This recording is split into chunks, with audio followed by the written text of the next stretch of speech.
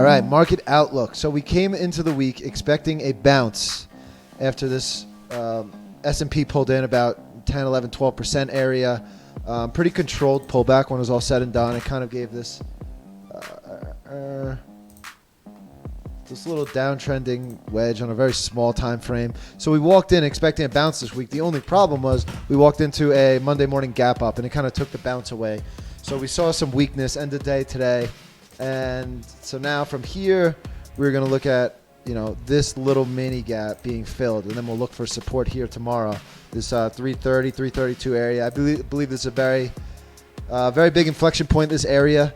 Either we come down here, we fail the retest, and we're just back at this 318 level, or we hold here and it's the next leg before, or it's the next pivot before next leg higher. So that's kind of what I'm thinking here.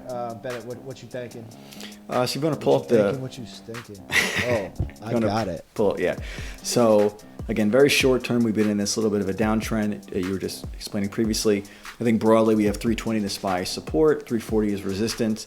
So like you mentioned, if we can kind of break out of this little downtrend, we maybe get that move to 340. If not, we want to be keeping an eye on that 320. So just short and simple. I think that's the main premise that I got for my market outlook.